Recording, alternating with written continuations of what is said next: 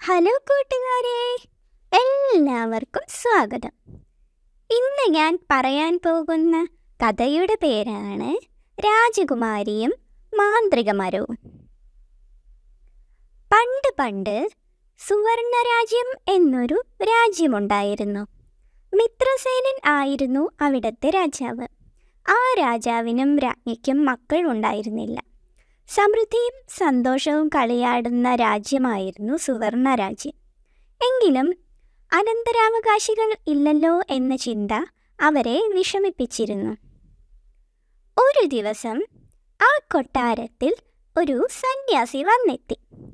സന്യാസി ചില പച്ചമരുന്നുകൾ കൊടുത്തിട്ട് കുഞ്ഞുണ്ടാകാൻ അനുഗ്രഹിച്ചിട്ട് യാത്രയായി. താമസിയാതെ അവർക്ക് ഒരു പെൺകുഞ്ഞ് പിറന്നു. ആ വാർത്ത കാട്ടുതീ പോലെ പരന്നു. രാജ്യം മുഴുവൻ വലിയ ആഘോഷമായി. പക്ഷേ കൊട്ടാരത്തിൽ രാജാവിനും രാജ്ഞിക്കും സന്തോഷിക്കാനായില്ല. കാരണം ആ കുഞ്ഞിന് ഒരു വാലുണ്ടായിരുന്നു. നീണ്ട വാൽ, കുരങ്ങനെ പോലെ. രാജാവിനും രാജ്ഞിക്കും സഹിക്കാനായില്ല. ഈ വാർത്ത പുറത്തറിയരുതെന്ന് രാജാവ് രാജ്ഞിയെ പരിചരിക്കുന്ന പരിചാരികയോട് കർശന നിർദ്ദേശം കൊടുത്തു. കുഞ്ഞിൻ്റെ തല മാത്രം കാണുന്ന രീതിയിൽ പട്ടുവസ്ത്രത്തിൽ ആ കുഞ്ഞിനെ പൊതിഞ്ഞു. അവൾക്ക് സൗപർണിക എന്ന് പേരിട്ടു. കവിളുകളും നീണ്ട വലിയ കണ്ണുകളും ഉള്ള ഓമനത്തമുള്ള ഒരു സുന്ദരി കുഞ്ഞായിരുന്നു സൗപർണിക. കാണാനെത്തിയവർക്കൊന്നും വാലുള്ളതായി മനസ്സിലായില്ല. കണ്ടവരൊക്കെ കുഞ്ഞിൻ്റെ ഭംഗിയെയും രാജാവിൻ്റെ ഭാഗ്യത്തെക്കുറിച്ചും പറഞ്ഞു നടന്നു. രാജകുമാരിയുടെ വാൽ എങ്ങനെ ഒഴിവാക്കണമെന്ന് രാജാവും രാജ്ഞിയും തലപുകഞ്ഞ് ആലോചിച്ചു.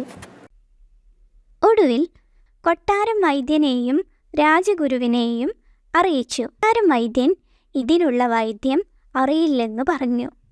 രാജഗുരു വളരെ ആലോചനയ്ക്ക് ശേഷം പറഞ്ഞു, ആ സന്യാസിയെ കണ്ടുപിടിച്ചാൽ പരിഹാരമാകും. രാജാവിനും അത് ശരിയാണെന്ന് തോന്നി. ഉടനെ ഭടന്മാരെ രാജ്യത്തെങ്ങും സന്യാസിയെ തിരയാൻ അയച്ചു. പക്ഷേ സന്യാസിയെ കണ്ടെത്താൻ കഴിഞ്ഞില്ല. ദിവസങ്ങളും മാസങ്ങളും കഴിഞ്ഞു.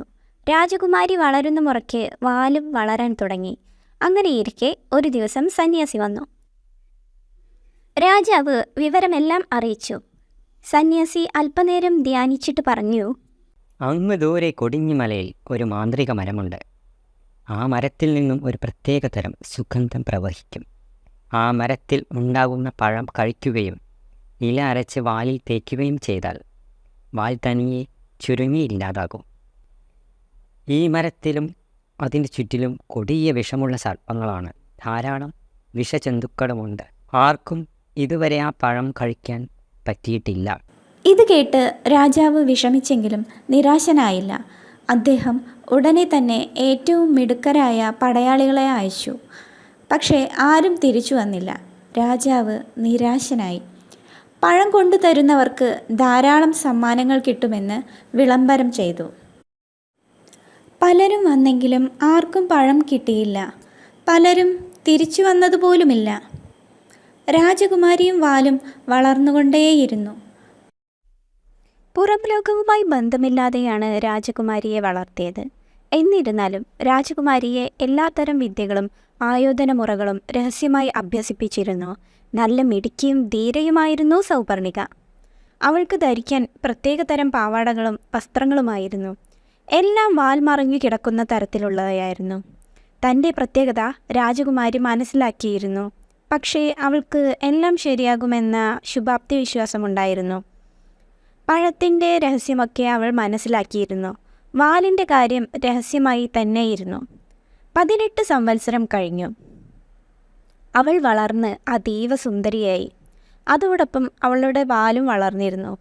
കാലുകളേക്കാൾ നീളമുള്ള വാൽ. ഇതിനിടയിൽ വീരകുമാരന്മാരും യോദ്ധാക്കളുമൊക്കെ ശ്രമിച്ചെങ്കിലും പരാജയപ്പെട്ടു.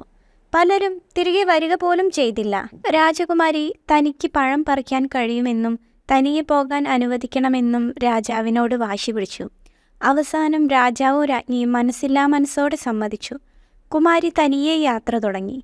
രാജകുമാരി കൊടിഞ്ഞിമലയെക്കുറിച്ചുള്ള വിവരങ്ങൾ ശേഖരിച്ചു വച്ചിരുന്നു.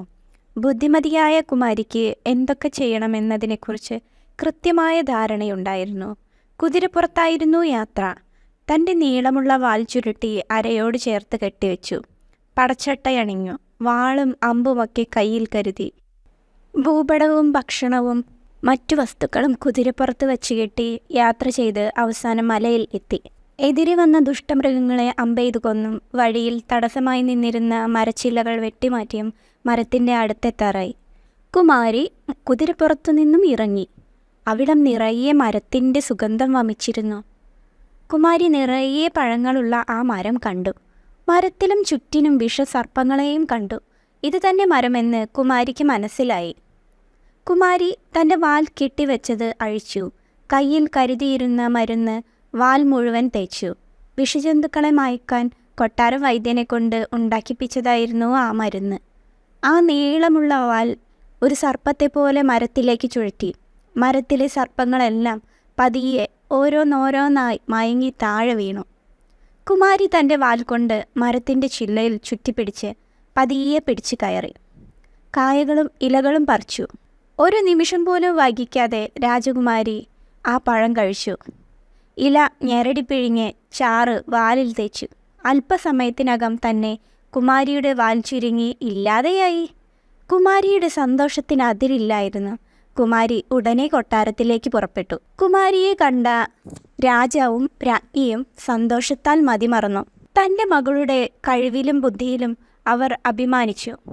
പിറ്റേന്ന് തന്നെ രാജാവ് കൊട്ടാരത്തിൽ വലിയ വിരുന്ന് നടത്തി. വിരുന്നിൽ രാജകുമാരിയെ കണ്ട എല്ലാവരും അവളുടെ മുഖസൗന്ദര്യത്തിലും രൂപഭംഗിയിലും മതിമറന്നു. അധികം വൈകാതെ സൗപർണികയെ കിരീടാവകാശിയായി വാഴിച്ചു. ഈ കുഞ്ഞു കഥ കേട്ട എല്ലാ കുഞ്ഞു മക്കൾക്കും ഒരുപാട് നന്ദി. കൂട്ടുകാർക്ക് ഈ കഥ ഇഷ്ടമായോ? ഇനിയും ഇതുപോലുള്ള കഥകൾ കേൾക്കാൻ സബ്സ്ക്രൈബ് ചെയ്യൂ. നിങ്ങളുടെ ലൈക്കും ഷെയറും സപ്പോർട്ടും പ്രതീക്ഷിക്കുന്നു. അടുത്ത കഥയിൽ വീണ്ടും കാണാം.